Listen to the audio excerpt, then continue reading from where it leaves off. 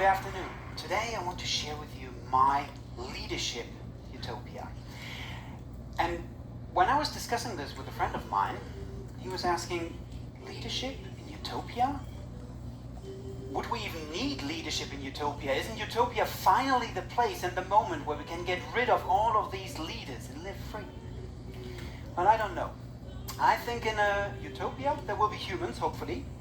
And if they're humans, there will hopefully still be social beings as well. And whenever there are social beings, they come together as well and form sometimes groups, sometimes organizations as well.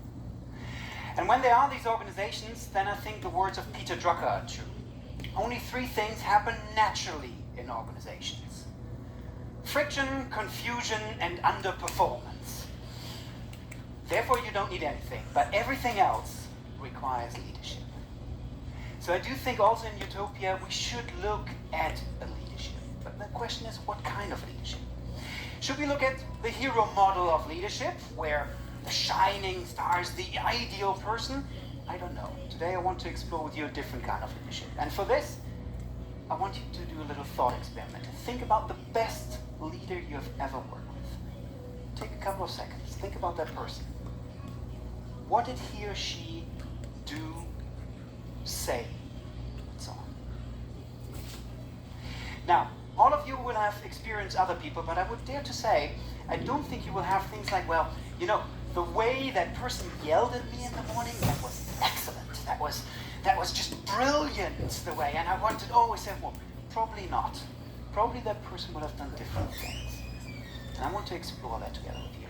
Now, I do think leadership is an interesting thing, and sometimes it's over-glorified, but whenever you become a leader, and I had the chance to lead small teams, large organizations, non-profit, profit organizations, whenever you become a leader, you have like a rendezvous with reality.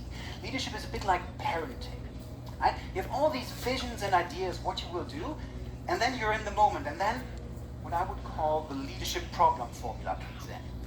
And probably the people you have thought about just a second ago have mastered this formula. What does that formula look like? Every leader, and every of you who has ever been in a leadership position might have faced these challenges. I think every leader faces the leadership problem formula, and that goes TLT times people times power. First one is TLT, which for me stands for too little time. There's just not enough time to do things, and you can't pass it around, or somebody will take care of it. No, it's you, and then you need to do something. And what many people then fall back in is what I would call the headless chicken syndrome. They run around and say, oh, no, you do that, you do that, you do that, you do that. And that might then not be the greatest leadership. Then comes as well people.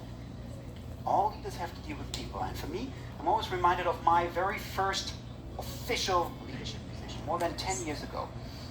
So I would have my first direct reports, and the first direct report was coming into the room, and I had it all lined up. I had the vision, I had the team spirit, I had the story to tell, basically.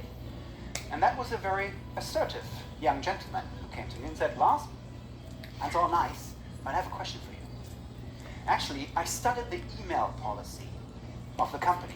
And you know, I have a motto I live by. And I always include this, and I have this for the past 5 years, I'll always include this in my email signature. Can I do this as well in this company? And there I was with all my stories and with all my vision and so on. It was like, what? Is that what leadership is all about? So I was studying the manuals for 2 hours and so on. Finally, we said, okay, yeah, let's go ahead with this one. But everybody who's ever lead will see, like, it's not always about the glorious and shiny things. It's all about the little things, the little discussion that we have to do. The last element is power. That's an interesting one. There's a very interesting study done at the University of Berkeley in '98, and they brought in random students and selected them randomly in groups of 3. And from these groups of 3, 2 of them had to do a 2-hour assignment. And one of them was randomly assigned to be the supervisor. And then, as social science experiments goes, there was a special twist to it. At half an hour, the researchers then brought in cookies. And of course it was videotaped. And then they observed what happens actually there. They had some hypothesis. And sure enough, the people who were randomly assigned to be supervisors significantly ate more of the cookies, but not only this. they actually left significantly more of the breadcrumbs as well on the table, like I'm there, and it was very visually measurable. And that just shows, after 30 minutes of random state to higher status, this power thing kicks in. It's something within us in humans, and I think that is also something to be need to take care of. Now, I do think